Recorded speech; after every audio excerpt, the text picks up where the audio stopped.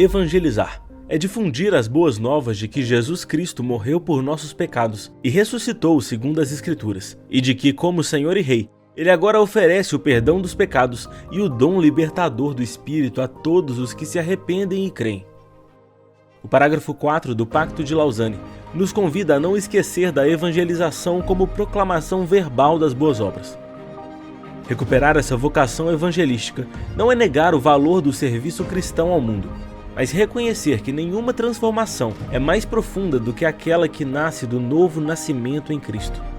Diante disso, como a Igreja brasileira pode reencontrar o fervor da proclamação, reafirmando com integridade e beleza a centralidade do Evangelho em sua missão? Privilégio estar aqui, eu sou o Lucas, poder responder ao parágrafo 4 do Pacto de Lausanne. Quero começar com uma pergunta para você ir refletindo aí. Essa mensagem, essa boa nova, ela ainda te empolga? Ela ainda queima dentro do seu coração? No Evangelho de Marcos, nós lemos que há 2000 anos atrás, um rabino chamado Jesus de Nazaré foi para Galileia proclamando as boas novas de Deus. O tempo é chegado, ele dizia, o reino de Deus está próximo, arrependam-se e creiam nas boas novas. O reino de Deus chegou, Deus veio para salvar o seu povo. Amém? Você crê nisso? Agora nós estamos aqui 2000 anos depois desta mensagem que nos alcançou e ela continua sendo uma boa notícia.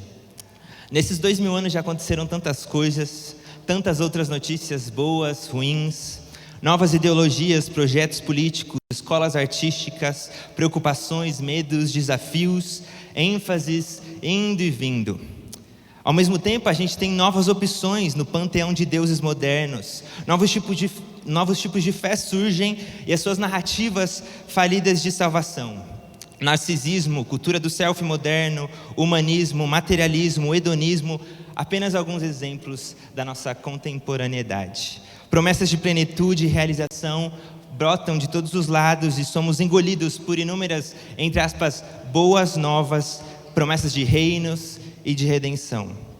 Na cultura que a gente vive também, secularizada, com muito sincretismo, principalmente aqui no Brasil, a própria mensagem original da boa notícia de Jesus, ela pode agora, de certa forma, ser diluída em apenas uma religião da qual nós somos não praticantes. Ou em uma espiritualidade pós-moderna que mais parece um buffet self-service, onde pegamos aquilo que gostamos de Jesus e rejeitamos aquelas coisas que nos ofendem. Um Deus que criamos à nossa própria maneira e um Jesus à nossa própria imagem e semelhança. E aí a boa notícia, autêntica, histórica de Jesus se perde no meio de tantos apetrechos e adições. Jesus e um pouco daquilo, Jesus e um pouco disso. Frases como Jesus te ama, você já parou, já atravessou a rua não, mas parou no semáforo e aí aquela galera da igreja, às vezes é a nossa própria igreja ali, parou com aquela frase, Jesus te ama, né, para evangelizar. Isso era muito comum, na adolescência eu fiz um monte de coisas assim. Ou Jesus morreu por você, isso faz parte do nosso evangelismo atual e são frases verdadeiras. Realidades verdadeiras, Jesus nos ama, Jesus morreu pelos nossos pecados. Mas o que essas frases têm a nos dizer, qual é o peso delas em um mundo de verdades relativizadas e pós-cristão? Essa foi a pergunta que eu me fiz quando eu li o relato de uma jovem de 21 anos do Rio de Janeiro, que eu quero ler para vocês aqui. Ela diz: eu não tenho religião, sempre fui totalmente pura isso. Eu acredito em tudo, principalmente em Jesus, o único Deus Todo-Poderoso. Também acredito em entidades que me ajudaram muito e sempre que puderam vão me ajudar. Acredito em energias no universo. Amém, irmãos? Não. Mas esse é um relato de uma jovem e nesse contexto secular que vivemos, sincretista, faz parte da realidade. E aí às vezes a gente chega, Jesus te ama, Jesus morreu pelos seus pecados, mas qual Jesus? Como que a boa notícia, autêntica, verdadeira, chega a essa jovem que já tem uma visão sobre Jesus, já tem uma visão de boa nova? Ao olhar toda a realidade do nosso tempo, a gente pode ser tentado a imaginar que a mensagem do Evangelho se tornou apenas mais uma opção dentre tantas ideias e possibilidades que a gente tem no nosso feed de deuses modernos. E até mesmo para nós cristãos, no meio de tanta informação e nossa falta de pausa para reflexão, verdades tão importantes para nós, palavras tão fortes e poderosas: redenção, adoção, justificação. A gente vai ficando muito familiar a essas ideias, e elas perdem o seu poder nas nossas vidas muitas vezes, e a nossa familiaridade vai tornando Jesus, às vezes, na nossa vida apenas um tempero, ou um ajuste para me transformar na minha versão 2.0, ou me ajudar no meu desenvolvimento pessoal. Nós perdemos a coragem, a ousadia, e o nosso evangelismo se torna abstrato, ou apenas social, ou apenas moral, e nos afastamos da nossa real responsabilidade. Isso me lembra a história que me impactou quando eu era um jovem de 17 anos, mais ou menos, estava no grupo pequeno da minha igreja local, e de repente chegou um menino ali, um outro jovem. Sabe aquela pessoa que parece bem resolvida? Essa pessoa é muito boa, só falta ser crente, né? E eu estava lá conversando com aquele jovem, ele parecia não precisar da minha mensagem. Ele tinha sucesso, ele era bem estudado, trabalhador, estava ali no nosso contexto porque se interessou pelos contextos, os projetos sociais que estávamos envolvidos, então ele tinha ali um senso social muito forte. Ao mesmo tempo, Jesus era um cara interessante para ele, e ele chamou muito a minha atenção ali, mas Jesus era só mais um no meio de tantos outros. Era boa pinta, e eu ali com a minha fé e a minha história e o meu Jesus, único caminho para a vida plena, eu senti que a minha mensagem singular não tinha muito para oferecer. A boa nova que eu tinha para oferecer parecia mais detalhes para a vida dele do que algo que realmente pudesse transformar a vida dele. Mas naquele grupo, naquele dia, o evangelho foi pregado, foi exposto, e ele ouviu, e o próprio Jesus encontrou ele, esse jovem. Em pleno século 21, para um jovem da geração Z, a mensagem velha boa nova do evangelho tocou o coração daquele jovem que, na minha mentalidade ilusória, estava completamente bem resolvido e talvez não precisasse de Jesus. Mas de repente Jesus começou a falar com ele, ele começou a chorar ali e começou a confessar os seus pecados. Jesus, eu preciso de você, eu preciso de um Salvador. Começou a confessar a necessidade que ele tinha de Deus, e ele aceitou o amor de Cristo o envolveu, e naquele dia ele foi perdoado, ele foi justificado, ele foi redimido e foi adotado. Naquele dia toda a ilusão da minha mente caiu por água abaixo, e ao lembrar dessa história eu me lembro de tantas outras. Eu me lembro que essa boa, sempre nova mensagem continua muito atual, e Deus continua falando. Essa boa notícia está mais viva do que nunca, amém? Essa boa notícia está mais viva que nunca, tocando e falando aos jovens, aos adolescentes, às crianças, aos mais velhos. No século 21, com novas tecnologias, Deus continua falando e se movendo. Essa boa notícia é uma pessoa. É a boa notícia a respeito do que Deus já realizou em Jesus, o Messias, o verdadeiro Rei de Israel, o verdadeiro Senhor do mundo e da história, o Filho de Deus, Jesus autêntico e histórico, que é o próprio Deus que se fez homem, veio à terra e foi o primeiro ser humano de verdade. Ele é aquele que Deus escolheu para governar seu povo e redimir toda a humanidade, toda a criação. Ele morreu, ressuscitou, se tornou rei sobre todo o cosmos, inaugurou seu reino e nos chama agora para um novo tipo de vida. No empenho de libertar o indivíduo, a nossa cultura tem nos proposto várias narrativas e várias ideias. Mas a gente chegou a essa condição atual onde todos os valores são relativos, todas as relações são comerciais, todas as identidades são frágeis e todas as supostas fontes de realização são decepcionantes. Nós estamos cansados, sobrecarregados e definitivamente precisamos de um Salvador. A boa notícia é que Ele já veio e Ele continua contrapondo os nossos ídolos, nos convidando para a gente se arrepender, para a gente abrir mão das nossas torres de Babel e nos rendermos a Ele. O reino de Deus está próximo, arrependam-se e creiam nas boas novas. E nós estamos aqui, seguidores do Jesus crucificado e ressurreto, justificados, santificados e um dia glorificados. A nova criação está diante de nós, e um dia o céu e a terra se unirão, estaremos com Ele. Nas palavras de Paulo, como até o Timóteo falou aqui, Pois foi do agrado de Deus que nele habitasse toda a plenitude, e por meio dele reconciliasse consigo todas as coisas, tanto as que estão na terra quanto as que estão no céu, estabelecendo a paz pelo seu sangue derramado na cruz.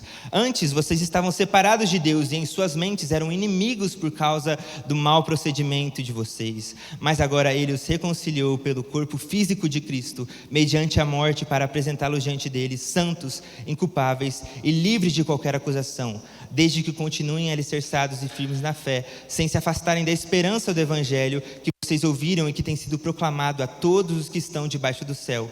Esse é o evangelho do qual Paulo, eu, me tornei ministro. E nós também agora, embaixadores de Cristo, como se Deus estivesse fazendo o seu apelo por nosso intermédio, por amor de Cristo, a Cristo lhe suplicamos, reconciliem-se com Deus. Amém, irmãos? Essa mensagem é viva, é boa nova. Eu quero encorajar a gente com 4 coisas para esse novo tempo, para essa nova geração, para dias como hoje. Essa mensagem continua mais viva do que nunca, mas eu quero encorajar a gente, primeiro, nós precisamos de uma cristologia renovada. Não é uma nova cristologia, mas para um senso de missão renovado, nós precisamos de uma cristologia renovada. É um encantamento renovado com a mesma mensagem. E aí por isso eu volto à pergunta inicial: o evangelho ainda te empolga? A gente está aqui trabalhando, fazendo a obra de Deus, e às vezes a gente está tão cheio das nossas organizações, de trabalhos, da correria desses dias, e a gente para de desfrutar e contemplar o próprio Cristo encarnado presente hoje nas nossas vidas. E ele diz para nós o que disse para a igreja de Éfeso: eu conheço as suas obras, o seu trabalho árduo e a sua perseverança. Contra você, porém, eu tenho isso: você perdeu o seu primeiro amor. Nós precisamos ser novamente encantados com o próprio Cristo. E a nossa missiologia, a nossa eclesiologia e todo o resto vai ser renovado também. Nós precisamos conhecer Jesus, ter sempre a imagem dele diante dos nossos olhos, nos dará um senso de missão renovados. O evangelho te empolga? Só fala dele quem está cheio. Então, um encorajamento para mim e para você: volte a se encantar e se maravilhar com a pessoa de Jesus. Volte a chorar ao pensar e lembrar daquilo que ele fez com você, naquele dia que ele te encontrou. Nós precisamos disso para um tempo como hoje, para continuarmos evangelizando e pregando. Outro encorajamento que eu quero te dar e nos fazer é: nós precisamos compartilhar a mensagem de forma bela e nos atentarmos à forma que falamos. Se por um lado essa mensagem já foi muito deformada para se encaixar em algumas formas determinadas, por outro lado, muitas vezes nós temos a mensagem correta, mas o nosso como falha, e falha muito. O nosso como também comunica a mensagem, e ele tem que apontar para essa redenção, para a bondade de Deus, para a graça de Deus. A nossa comunicação tem que ser encarnada, relacional, humilde, clara. Responder às perguntas que as pessoas estão fazendo de forma honesta, de forma bondosa, com ternura. E eu acredito que para esse ponto, o aspecto relacional de como falamos, não tratando as pessoas como projetos ou produtos, mas como pessoas, em volta da mesa, desenvolvendo amizades sinceras, honestas, talvez seja uma das nossas grandes forças na evangelização. Uma missão contextual, que a linguagem precisa ser encarnada, nós escutamos, nós usamos da imaginação para proclamar a mensagem, para fazer pontos de contato com a cultura, e nós temos coragem. Terceiro encorajamento para nós precisamos de testemunho,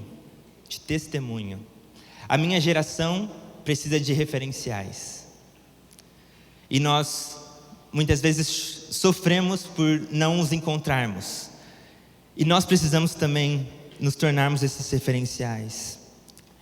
E eu digo aqui com isso algumas coisas. É a própria vida coerente, o discipulado real, de nós mesmos estarmos debaixo do segmento de Jesus, mas é vivermos como pessoas integradas. Como vamos dizer para aqueles que estão lá fora que eles estão desintegrados se nós não estamos também? Se nós não reconhecemos a mão de Deus no nosso cotidiano, se nós estamos de certa forma vivendo um ateísmo prático.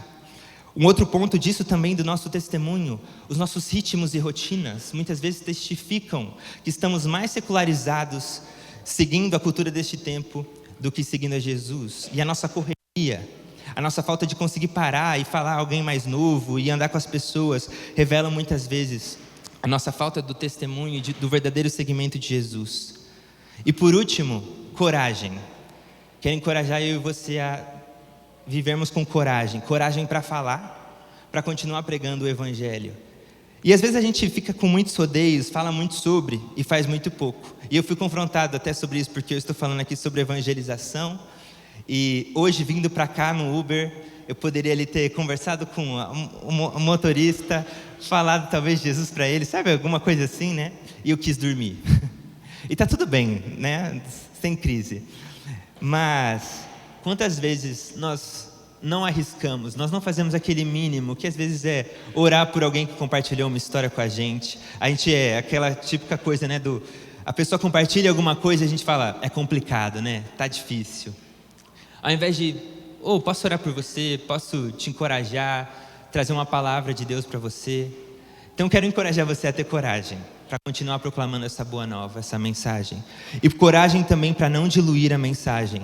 Há momentos que a mensagem vai nos confrontar e a gente vai poder dizer como os discípulos, Senhor, essas palavras são duras. E talvez isso nos faça querer fugir da cruz, mas eu quero te encorajar a não fugir da cruz, a não diluir a mensagem para se encaixar nos moldes contemporâneos, mesmo em meio à dureza do chamado radical de Cristo, que possamos dizer como Pedro, Senhor, mesmo em meio às dificuldades, o carregar da cruz, o discipulado radical, o confronto ao nosso ego, aos nossos sentimentos, desejos, atrações, nós não temos outro lugar para ir, Senhor. Só Tu tens as palavras de vida eterna, e nós temos crido e conhecido que Tu és o Cristo, o Filho do Deus vivo. Amém? Amém.